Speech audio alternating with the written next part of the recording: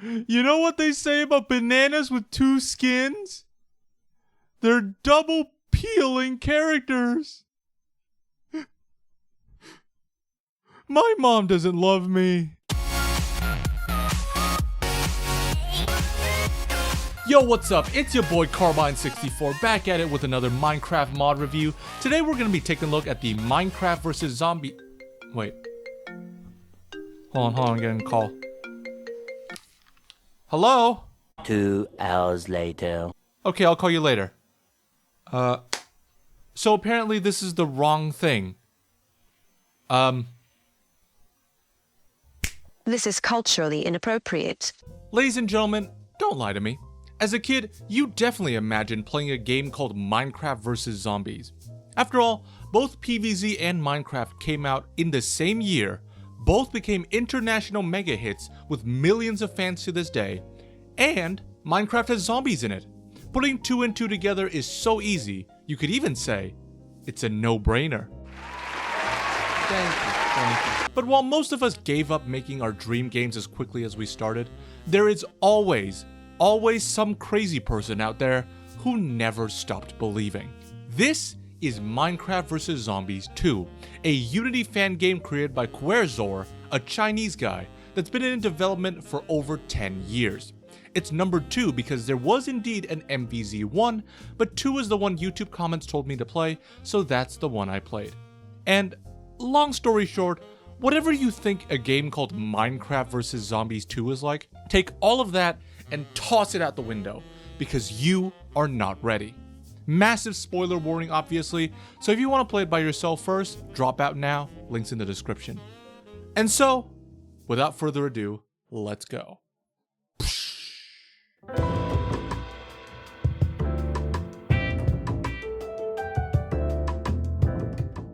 If I told you to think of Minecraft block combinations that would be analogous to PvZ plants, you'd probably do better than this, honestly.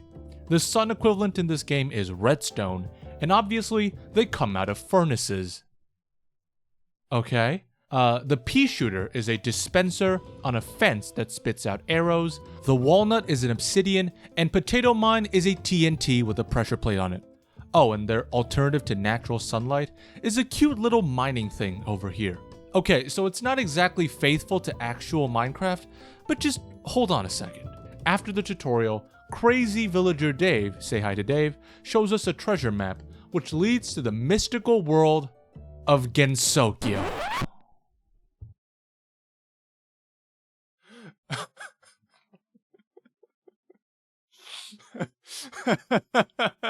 Okay.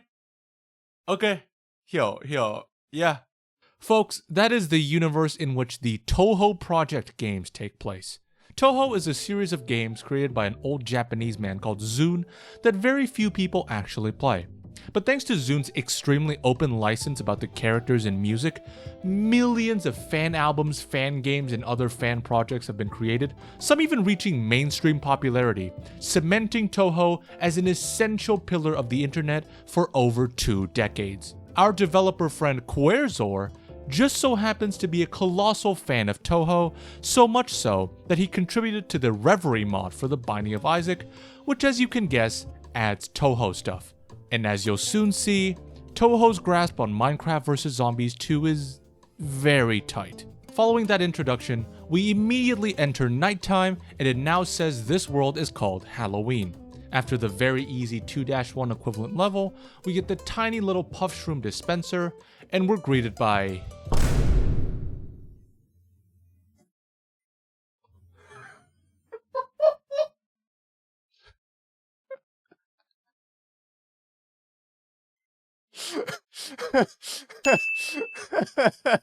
Say hello to this lady, apparently an original character based on Touhou but not from it. She is the guardian of this ghoulish, Halloweenish realm. Ladies and gentlemen, this is where the game officially jumps the shark, and the absurdity will only grow from here. If you clicked on this video for both Minecraft and PvZ in one, you can freely go watch something else and I won't hate you too much. But for anyone else that can stand a little bit of hacky crossover fanfiction, stick around and you will be rewarded. Okay. Oh, Chapter 1. The key. 铁环. Anyway, did you know this game has plant food? MVZ2 takes a lot of inspiration from PVZ2, and these star shards are among them. Star shards are unique and stupid in that they change sprite every single world. Why? And another thing, they're apparently so important for playing hard mode that you'll obtain multiple plants later whose only purpose is to generate star shards. I'm not thrilled by that design choice, but since I'm playing hard mode, I'll have to get used to it, I guess.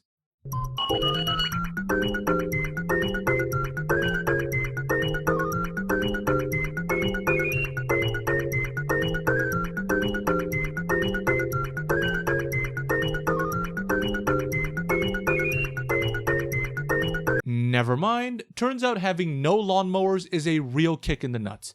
Back to normal I go. Days 3 and 4 are where the game really begins to show its distinction from the regular Plants vs. Zombies games, starting with the Moonlight sensor.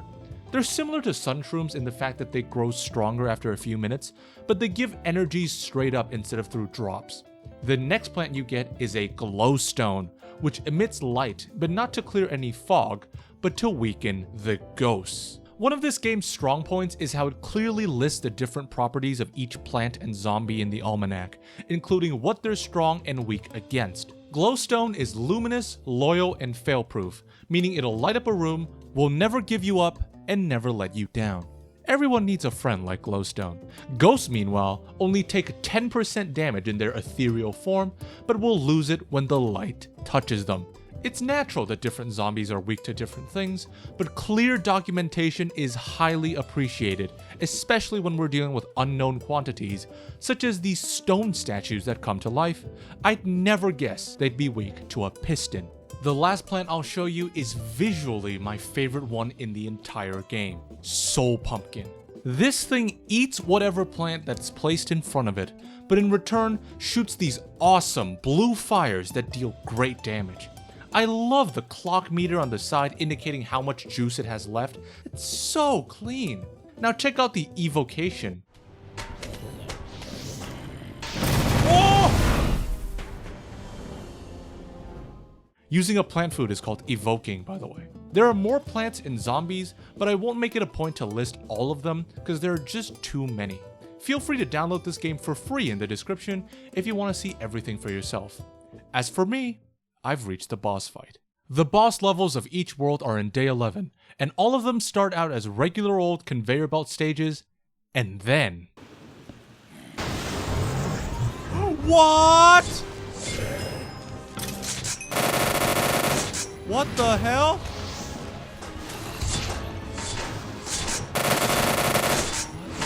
Whoa, whoa, whoa, whoa, whoa!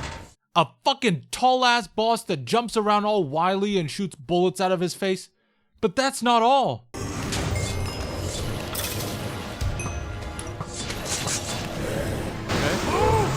Ooh! Super skeleton! What the hell? Holy shit! Làm mọi thứ đóng băng. Oh my god. Oh, và nó phá TNT. There's a second phase in a Plants vs. Zombies boss fight. What a world we live in. He gains the ability to zap my plants and disable them, but it's not that big of a deal and we beat him quite easily. Boom!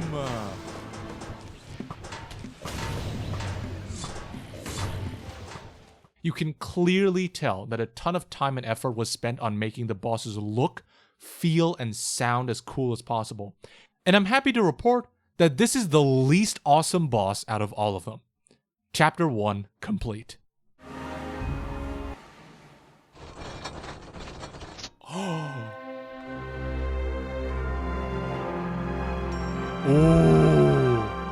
Thế giới ảo. Right.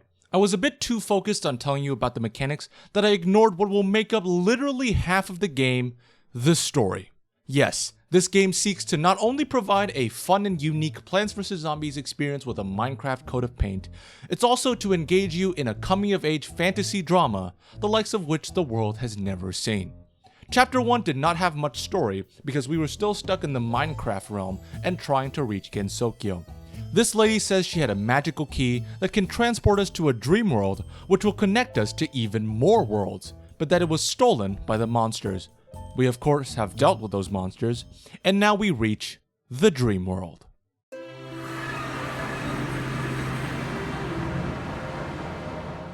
An island with my house on it floating in the pink sky. I wish my dreams looked like this. They're usually more like...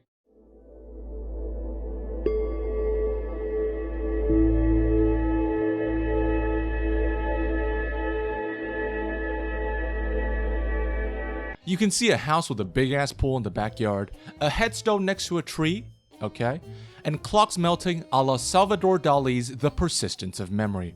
I'm glad I caught that immediately. As you can see, this is a pool world, but said pool is a square in the middle of the lawn instead of 2 lanes that span the entire lawn. Check out that water shader though. You can tell it's just a solid picture that looks like this, with a wobbly noise pattern and glowing rice bits that fly forward, but it looks great. I also love the Nyan Cat lawnmowers and the smiling sun in the distance. Really tells me that this is going to be a cutesy world full of joy and wonder. Oh, what the hell? Oh, besides that, this lady seems to take umbrage with our trespassing though. Her name is Doremi, and yes, she did map everything will freeze. She is the Dream World's administrator and says that someone in Gensokyo has been dreaming about me, Minecraft Steve. Dave couldn't believe I had a cute monster girlfriend, but I quickly shut that down. No, I don't. I'm talking? Minecraft Steve is talking. Okay. Yeah, exactly. Steve talks a lot. The first-person player character will be speaking and even telling us his thoughts. Quite a bold strategy. Let's see if it pays off for him. Because as far as I know, a vast majority of good games use silent player characters, and ones that do talk need to be very confident in their ability to carry the game's personality. Captain, they are a bizarre alien race that find Adam Sandler funny. Oh my god! We'll see if Steve can pull that off. Another feature of this game is the artifact system, which is like a trinket that slightly helps you for completely free. It sounds cool, but in practice, I just picked the ones that gave me more starting sun. All the other ones just seem too gimmicky and situational, whereas everyone knows money equals power. Let's talk about some plants that I used. There's the dry venser that you upgrade by placing another one on top of it for a maximum of 5 shots per volley, the sylvenser that pierces fleshy enemies if they don't have their helmets on, and the coolest of all, the gravity pad. I initially thought it was simply a zombie slowing device, which it is, but it also lowers projectiles closer to the ground in order to hit those pesky cave spiders. I love when things that seem simple actually have synergies with a lot of other stuff. It's a type of depth present in a lot of games I really enjoy. Doremi then tells us that this place is not only a dream, it's your dream, and you have a vivid memory of seeing this gravestone, meaning someone important to you likely passed away. Interesting. After level 5, Dave decides to ask Doremi what the deal is with those random blackouts during stages. But she doesn't know what we're talking about. What are you talking about? The sky turns dark? That's unbelievable. What? But I've never seen that kind of pitch black. I can't see the darkness. Could it be? That thing! It's that thing. I thought there was nothing abnormal here. My eyes have been deceived all this time. You two stay here, don't move. I will go find that thing. I guess something else must have done that, but we're not sure what it is yet. I bet it's some kind of yokai turning off the lights, or maybe Steve became lucid and we almost... What?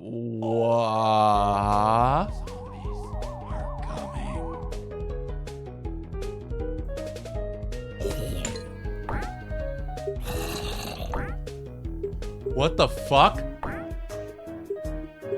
What the fuck? What is this? Okay, number 1, who in their right mind would think of something like this? And number 2, why does it work so well? Everything functions exactly like it should.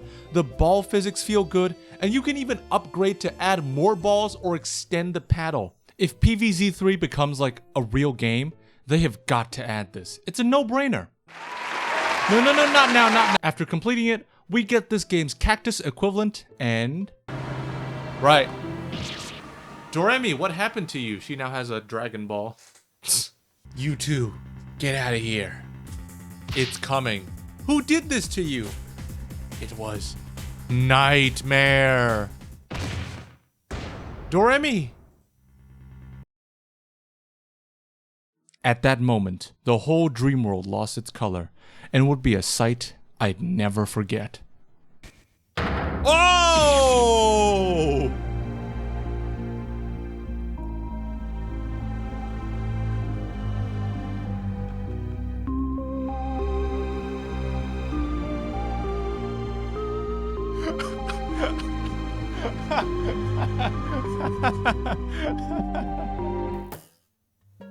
Oh!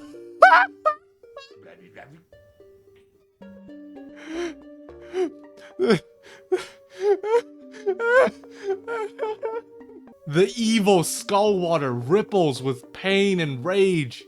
Folks, I would be lying if I said I expected blood and gore in a game called Minecraft vs. Zombies 2, but God, I love it. This is straight up one-to-one to some 13-year-old kid's Plants vs. Zombies creepypasta. The swimming pool ripples with blood filled with the skulls of the dead. The clouds are full of human eyes looking back at you. The fucking Square Sun and Nyan Cats both have blood coming out of their eyes. God damn it. After level 7, Doremi then tells us that she's been blinded by a curse, presumably inflicted by the last thing she ever saw. An evil, shadowy horse that glows red, called Nightmare. Her condition is worsening, and her life force is dwindling by the minute. Anyway, this Tiki Totem is pretty sick. It's got 2 layers. Top one is a normal long-range shot that makes fleshy zombies deal no damage, and the bottom one is a flamethrower that can shoot low enemies like spiders and ignite gas. I just stuck to using it because it's one of the most consistent damage dealers, with 1 column of cactus in the back to deal with flying gas. Flying enemies in this game are genuinely dangerous, by the way. Gas can shoot fireballs that melt your plants in seconds. We'll see more of them later. For now though, Doremi wanted us to simply take the key and leave, saving ourselves. Steve says hell the fuck no, he's not gonna leave someone in danger behind, and he promises to take out Nightmare if it's the last thing he'll ever do. Well, I guess we're in it now, and after a few more easy levels, we finally face off against Nightmare. Oh no, the spider's face on the side of his body is bleeding. It's so scary. Alright. Whoa!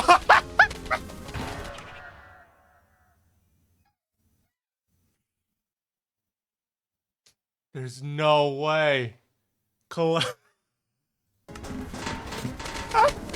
Why is he standing in the fucking... What the fuck?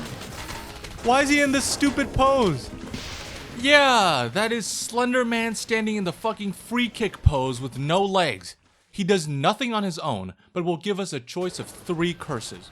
Of course, you have no idea what any of them do, so good luck. I chose the one that changes all my plant slots, which was really not nice, as it can literally snatch plants from my hand. Still, the boss wasn't all that tough, but seeing fucking Slender Man as a PvZ boss fight is unreal. It's like perfectly in the uncanny valley and... Oh no. Oh, what the fuck? What the fuck? Click to stop the crushing wall. What? What? What? What the fuck? What the fuck? What the fuck? What the fuck? No. You're... What is that? What is that? What is this? What? Why? You're joking me. I have no idea what this thing is, but you now have to constantly click to avoid getting crushed by the spikes. It's not that hard, just remember to not have speed up enabled or you will be overwhelmed. There it is! Boom. Killing Nightmare also rids Doremi of her curse. She congratulates us for our heroic efforts and has one important thing to say. That grave you see right there, that comes from Steve's distant memory, even before villager Dave started to adopt him. Someone very important to us must have been buried there. But spoiler alert, we won't get to know. Chapter 2 complete. Oh, it's 3 skulls. Chapter 3, The Dependency. Ooh. Oh boy. I gotta be honest in saying I am not used to mixing lore into my regular format of gameplay analysis, so I'm sorry if this video feels clunky. I'm working on it. Anyway, after that tough boss fight, we ought to go to the shop to upgrade and regroup. But who's this? Eek! What? The shopkeeper is scared of us because we're block people just like the zombies. After we calmed her down, she told us her name was Tokiko, and she's been running this shop in place of someone named Rinosuke, who disappeared a few years ago and hasn't been heard from since. Another spoiler alert, we will never see Rinosuke. The shop itself becomes an important location in the story because it's our base of operations. But I never really bought very much from the shop itself because they were really expensive and require you to play survival. I'm not gonna do that. But moving on, welcome to Shining Needle Castle. This place is upside down, so the level gimmick is that it's roof, but inverted. Normal projectiles won't work like this, so we need new plants that roll stuff downhill. Hi, this is Editing Carbine. They work fine. The wooden dropper rolls consistent balls downhill for 100 sun. It's an alright plant, but I still ended up using a lot of the free— Whoa! Shit! Yeah, the gimmick is that the screen gets flipped every flag by this satellite thing. It's kind of funny looking, but it doesn't really harm the player much at all. What will definitely harm the player if they're not careful are these guys, the mesmerizers. They'll hypnotize your plants to shoot at themselves and block projectiles if you don't cover them in a light source, such as glowstone. However, I found that the best way to combat this is just by using spikes more often. Regular plants can turn around and fight their friends, but what the hell are spikes gonna do? Actually, don't answer that. This is Seija. She's a bad girl, as seen by her horns and how she looks like Sonic. Of course, we know this already. You're Seija. Oh yeah, right. Hope the floor isn't too uncomfortable there, Dave. You're Seija. How do you— What? How do you just know? Steven, me. How do I just know that? It's— Look! G.I. Joe, Transformers, Thundercats, He-Man! Yay! Those shows existed! Yeah, this happens a lot. Steve just straight up says these characters' names like he's in a self-insert fanfiction where he gets isekai'd into his favorite game. Wait. Well, regardless, it really undermines any suspension of disbelief I maybe could have had for this game's plot, but it's a fan game. Whatever. The second person we meet is this 1-inch tall girl called Shidmyomaru Sukuna, an inchling. Apparently her and her kind were captured by wither skeletons and put into jars, and it's up to us to help them, I guess. Anyway, check out level 6. We all know about the small zombies level in World 3 of Plants vs. Zombies, but what about big fucking zombies? They paired up super-sized iron helmets with wither skeleton berserkers that explode on death. The level itself was easy, but it makes me wonder why they never did a giant zombie level in any normal PvZ. Oh hi Seija. Something seems different about you. Life will end, all will wither. Seija! Can you hear me? Seija! I knew it! She's been controlled! Please Steve, you have to save her. You have to have a way to free her from the mind control. Oh shit, okay, it is a boss. Aw shit! It's a mini-boss! And she's so fucking fast, what the hell? Seija flies all over the screen spraying projectiles and immobilizing plants left and right, leaving us hopelessly weak to the zombie onslaught. Then someone in my chat told me I had speed up on, which makes it much harder for no reason. Oh. Restart! So, let's strategize. The first zombie waves were really easy, so we need only worry about Seija. I'd noticed that she was standing firmly on the ground, And as we know, spikes cannot be hypnotized or destroyed by projectiles. Another plant worth considering is the stone dropper. It shoots rocks that can push enemies back onto the spikes for big damage. Finally, we use pumpkins to protect those stone droppers from Sage's teleporting bullshit, and glowstone to stop manipulation. And now, time for revenge. Okay, yeah, slow it down. Oh, that's her health. Holy shit. Okay, it's almost done.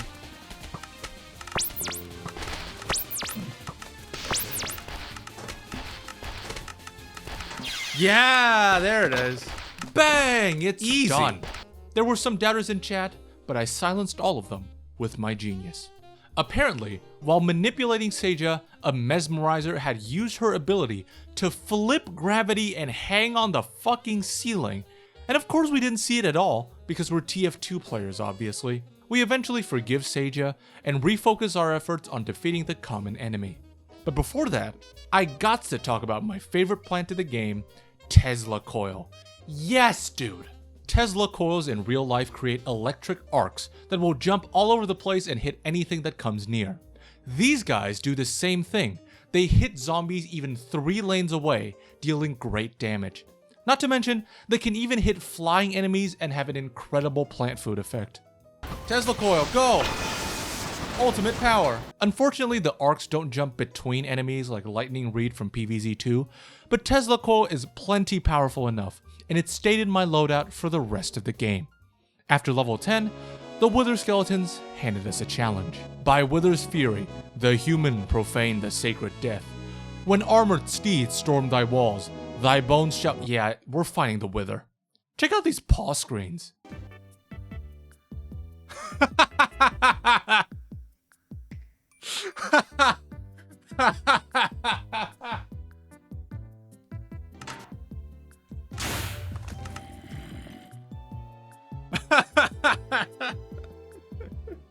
Oh my god.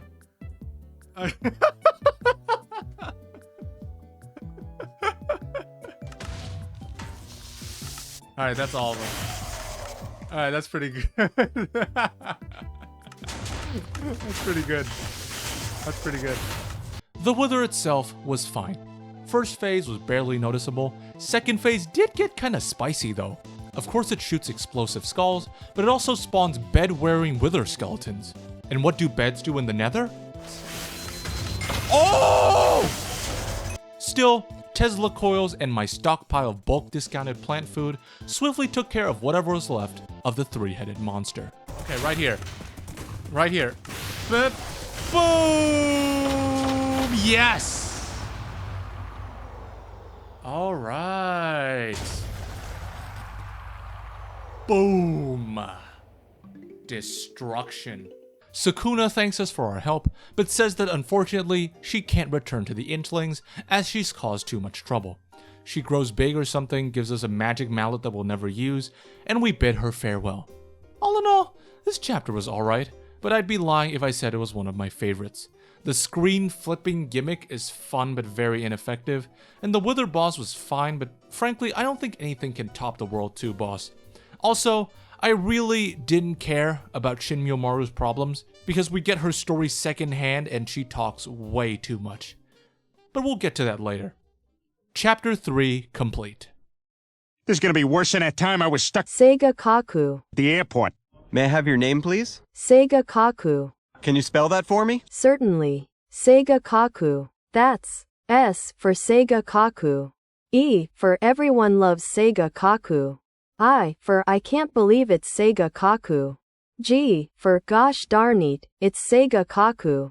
A for Alan. Look. It's Seiga Kaku. Space. K for Kaku. Seiga. We exit Shining Needle Castle and head back to the shop, where we're met by a different game. No, just a different art style, and apparently the work of the creator's friends. This is what you'd call a please let me finish this goddamn project decision, and not an artistic one. And as a fellow creative, I completely understand, but am saddened that we won't see any more of Querzor's crude yet charming illustrations. But folks, I think it's finally time to talk about my single least favorite part of Minecraft vs. Zombies 2. I'm sorry, but it's the dialogue. After almost every single level is a story segment with all these cool Toho characters and such, but quite honestly, I found myself dreading them. I believe there are multiple reasons for this. First, dialogue boxes have wildly inconsistent text density. The flow and rhythm of sentences and words is an underrated aspect of writing that separates good writers and people who just know how to type. Minecraft vs. Zombies 2 is all over the place in terms of sentence structuring and text volume in individual boxes, so it becomes very frustrating when I'm trying to read quickly. It's like a staircase. If your stairs are uneven, you're going to fucking fall. Second, it's Steve. As I've said, if you're gonna make a talking main character, you better be confident that he's good. Steve fucking sucks. He adds absolutely nothing to conversations, and more often than not, will just say things that the player would already be thinking, like he's explaining jokes in the worst way possible. I couldn't think of a single occasion where Minecraft Steve said something new or worthwhile. His dialogue could be removed completely and the game would be fine, if not better. Third is just a general feeling of clunkiness. This is not something I can explain well since I'm not a writer, but everything feels needlessly long. It feels like sentences are 3 or 4 words longer than they need to be, or stress isn't placed where you expect it, or the subject and object placements just don't feel logical. Whatever the case is, it is exhausting to read for me, not helped any at all by the Minecraft font. That's actually point number 4. This font is cool and thematic, but it doesn't work for reading at all. I'd change it to Times New Roman if I could. I don't care that it won't fit. Please add an option for different fonts. Thank you. Ugh. Now where was I? Oh yeah.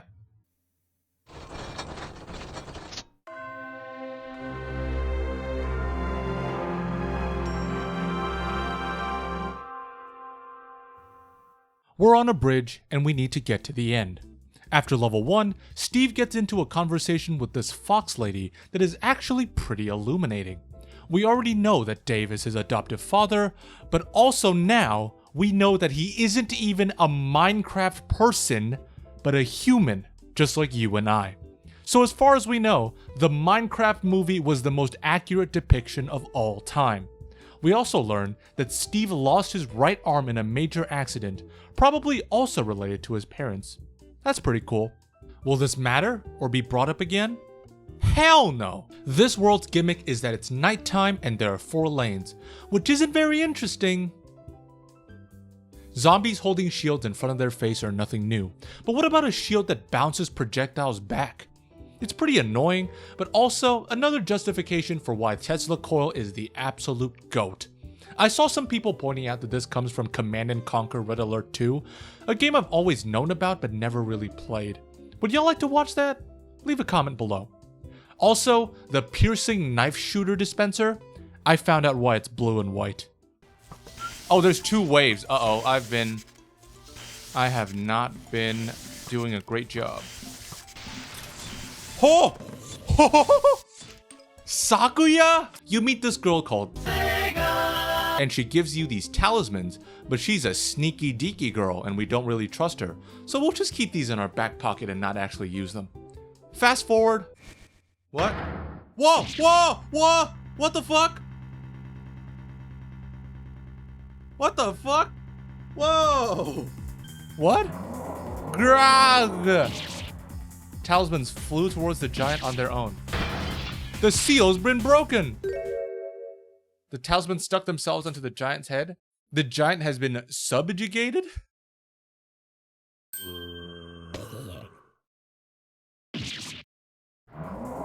Oh shit.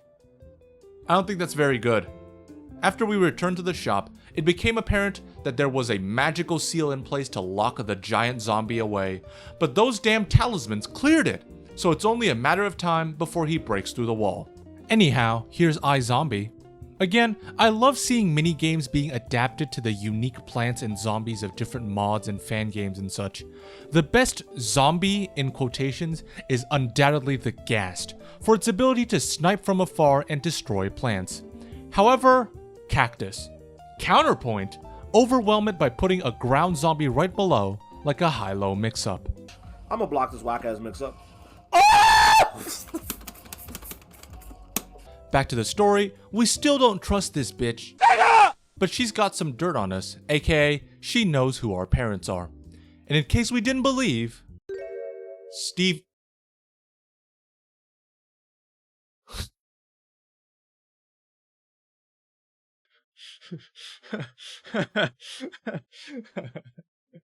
Wow.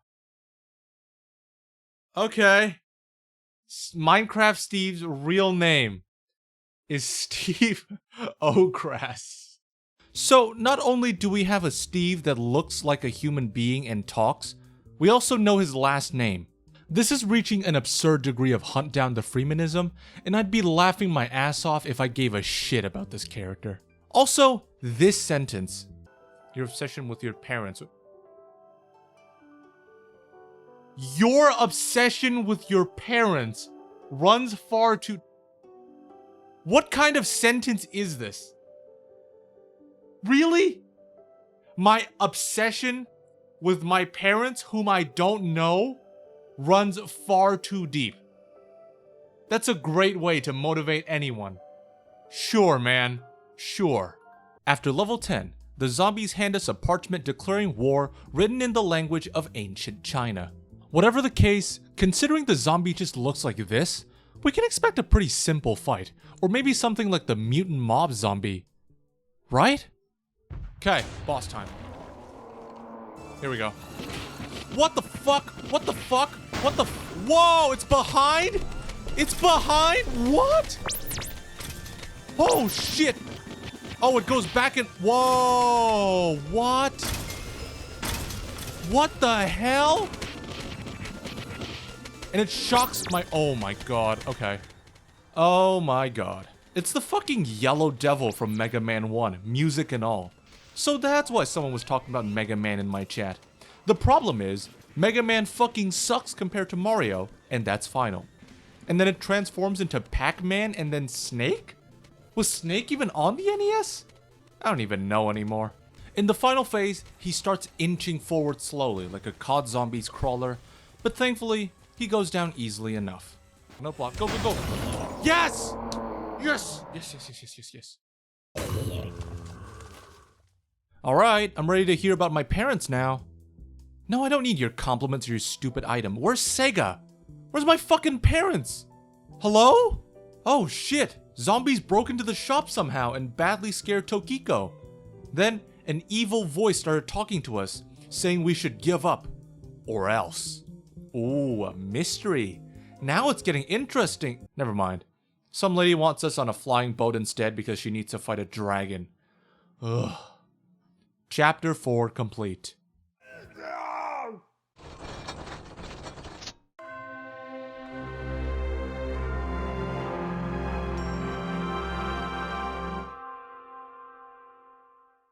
Guys, I get that the parents thing is like a big through line that leads through the entire game, but Jesus, all of these magical beings of magicalness can't find one human guy's parents? Whatever, dude, I'm so done with this story. But I'm a fair person, and I'm not just gonna let that alter my opinion of this world's gameplay, and that is, this world is sick. It's a flying airship world, I mean, come on. And they delivered on that aeronautical theme in the gameplay department too. First off, you can see there are 2 lanes that have big chunks taken out of them, similar to what you see on pirate seas in PvZ2. And you may ask the very valid question, where is that large automobile? I mean, how do the zombies traverse on these areas? Do they float over like balloon boys, or just swing over like pirates? Neither, of course. What kind of show do you think this is? Obviously, they use boats to fly, because, you know, we're already on a flying boat? Duh! Another key distinction between air and water is that there is no lily pad equivalent. Most plants cannot be put on these gaps at all, so you have to play it like a much easier version of Unsodded or, you know, Pirate Seas. The 2 plants you can put there are Lightning Orb, which is not only a good walnut, but will heal when hit by enemy projectiles, and the Elastic Cloud, which bounces projectiles and zombies backward. Of course, we still have the P-Pod, the 3-peater, and of course the GOAT Tesla coil, so I'm not at all concerned about this gimmick.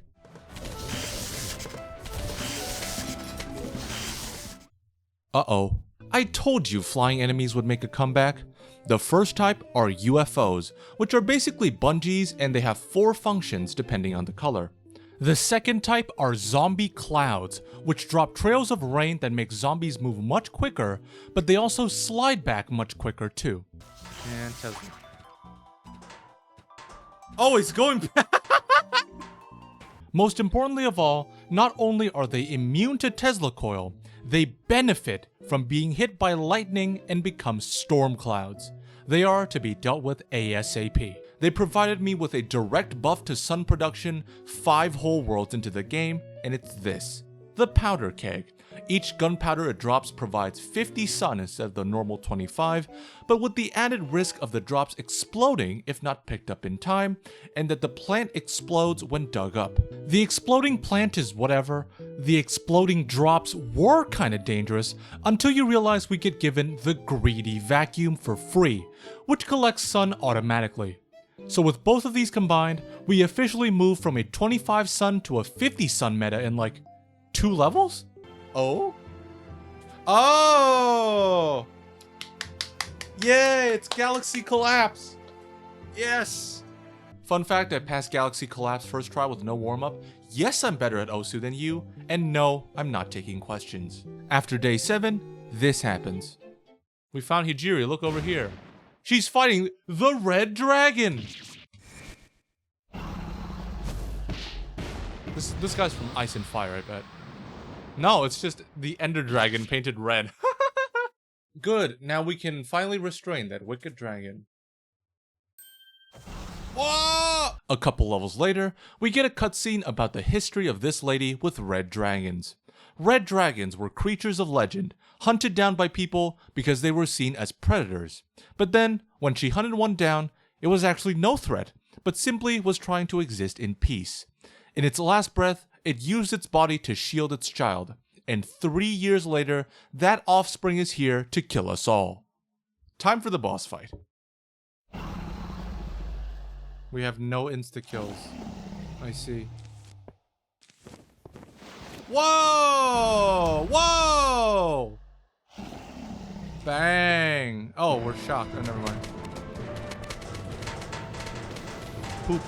Let's do this. Click to what? Click? What do you mean click? Okay, hold on. Whoa, whoa, whoa, what the fuck?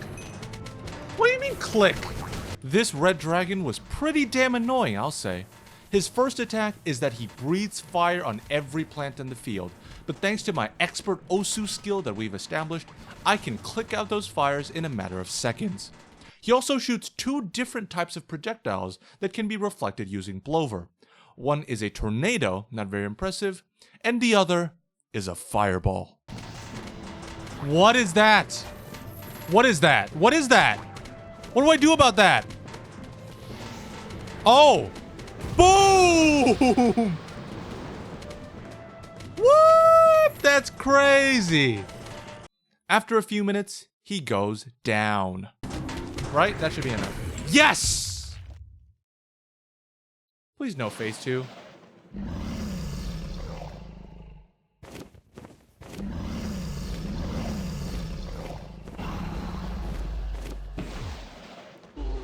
Yes! Woo! And this lady has something to say to us. She says that 4 years ago, a woman named Sakura Toran visited her temple asking about her long-lost child. That's it.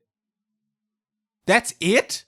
Again, all these fucking magical what's-its not only have to rely on literally some guy to defeat a flying, flaming dragon of destruction, but nobody knows where my mother is or what even caused me to be estranged. Folks, apparently this game is meant to be 12 chapters long. You heard me right.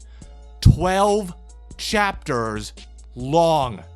I'm already exhausted from playing up to the 5th world, and yet they are so insistent in making me not give a shit. I hope they do better next chapter, cause I'm running on empty here. Chapter 5 complete.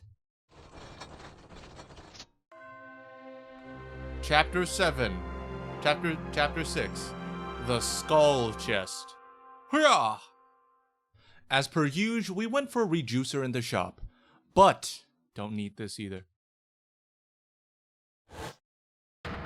Oh!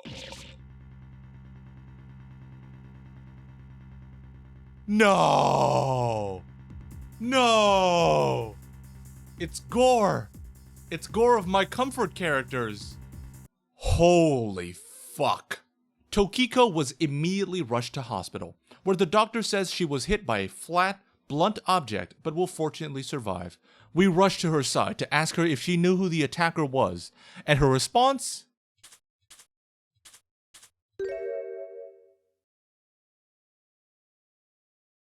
Oh, so we're doing this, huh? You hear that? That's called acceptance. This world cuts it with the gimmicks and brings us right back to solid ground. Except that it's daytime, but we don't have natural sun generation, or natural mining thing generation. But we are far too advanced for that with our powder keg plus vacuum setup that I don't even care about that. What I hadn't told you about the powder keg is that not only is it not called powder keg, it can also be permanently upgraded with 1 plant food to make each drop worth a cool 100. 1 lane of gunpowder is good, 2 lanes is literally child's play. First new plant of the world is a dispenser that shoots spectral arrows, which makes zombies take 50% more damage. You might think, boring, it's world 6, come on. Okay, then how about this? Oh. It can fucking Transformers Autobot into a laser turret, Technology 1S, but it's actually more like Tech 2 because the damage goes way, way down. It's mostly used for inflicting spectral on all enemies in a row. Added on to the fact that the Necro Tombstone just exists, this world was the easiest one in a while. Level 6 seemed like a boring copycat of Heavy Weapon, a minigame exclusive to console versions of PvZ, but hold on a second. We did not have zombies that can instantly teleport behind you, or ones that can split into 2. The absolute worst zombies hold these reflecting barriers since you have to maneuver below their shield to hit them, and there's no such thing as staying still. It took ages for me to buy the multi-shot upgrade since I got stuck using nukes way too often. That kinda sucked. But overall, this was a pretty enjoyable little level. Uh-oh, what seems to be the goings-on? Fox Lady says she stole the blueprints, but doesn't know why, and Nuke Lady says she found Tokiko. The bad news? She was at the blazing hell. Tokiko was having some serious psychosis, and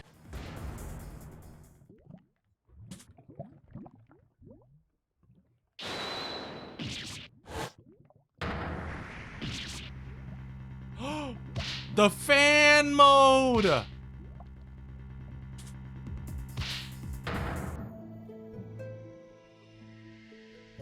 Anyway, here is the Amethyst Prism, another in the line of things that don't look like Minecraft or PvZ, but that's honestly a dead horse by now. The prism is powered by light sources, with max damage being achieved at 3 lights, perfect for the spectral dispensers you'll be placing in front or behind them anyway.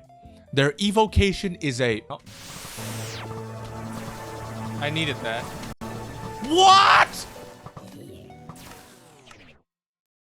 Holy shit! But the cat didn't die. The cat didn't fucking die. Why? Because it has 9 lives. Binding of Isaac, remember? Amethyst Prism is a pretty damn good plant. So good, in fact, that I immediately switched back to tombstones and Teslas, because I don't have to think about them after I put them down. Who says no to an infinite army of the dead? Not me, and it certainly makes quick work of the cats.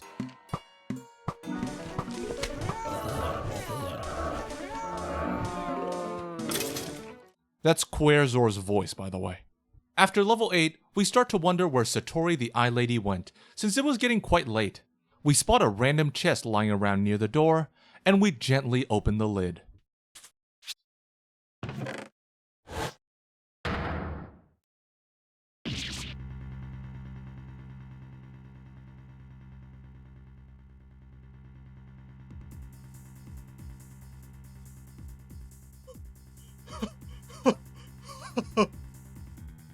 Not what I was expecting.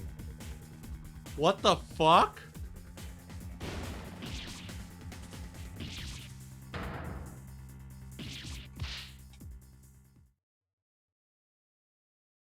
Oh my god. What is this world's deal with blood and injury and near death? Another one of those things you'd never see in a Toho game, not to mention a Plants vs. Zombies fan game masquerading as a Minecraft fan game but uses Toho characters. Luckily, Satori survived the attack, but her soul was literally extracted from her body. Hell nah, man. That shit is not gonna fly. A couple more easy levels, and here we are. We have arrived at the final boss so far of Minecraft vs. Zombies 2. Let's dig in. The boss letter is an SCP parody, which leads me to believe that this boss will have some mystical paranormal properties, and also because I fought Slender Man and nothing phases me anymore. After the first two waves, that purple chest shows up again. It's the same one that held Satori's body, and now it's coming for mine. Clear? What's it doing here? Whoa, whoa, what the fuck? What? Whoa, whoa, whoa, whoa, whoa, whoa, what are we doing here? What are we doing here? Where is it? Where is it? Where is it? Shit, slow down. What are we doing here? There we go, that's huge damage. Huge damage, come on. This whole world had something of a hacker gimmick because of the hacker zombie that I didn't mention because it sucked. So a lot of this guy's attacks are related to hacking or fourth wall breaking. He can freeze your plants in multiple different ways, spawn hundreds of zombie pickups, thousands of items like that of the Pop Bob meme, or even ransomware. Yet in spite of all that crazy shit, the most dangerous thing were the slowly moving hay bales, cause you need a blower to push them back, and I just wasn't getting any. Thank God the hay doesn't eat brains. That was a purgatory. Nope. Is that it? It's not it. It's not it. It's so close to death. Come on, man. There we go.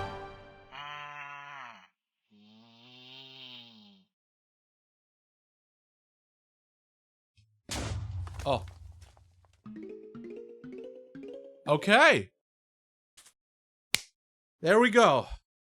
We've done it. The evil chest has been defeated. Everybody in the hospital also fully healed up in the meantime, and Satori had an explanation for why her soul got taken, but not Tokiko's. It's because the door was too small. Chapter 6 complete. Alright, thank you all if you have made it this far. My overall thoughts on Minecraft vs. Zombies are, first of all, it is a fun, creative, and well-made Plants vs. Zombies game.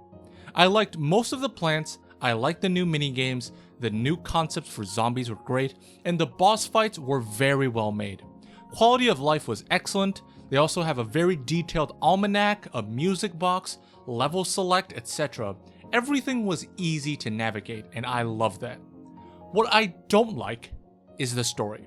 I'm sorry, after playing the game, I dreaded the hell out of creating this video, because the storyline was not only long, but I could not remember anything. There were just so many words for such little story. I felt like I was being dragged along to my mom's high school reunion lunch parties. Every part... It felt like every part where there could have been 1 or 2 sentences, there were 5 or 10 instead. If you were to play this, I would recommend...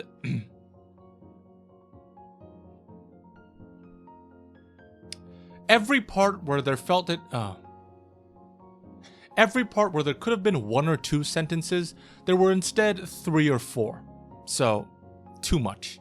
If you were to play this game, I'd recommend turning off the story, which is thankfully an option, or play it in Chinese because I heard it's way better over there. Anyway, God, I am so tired. Like and subscribe if you haven't already. Thank you all for watching. Peace.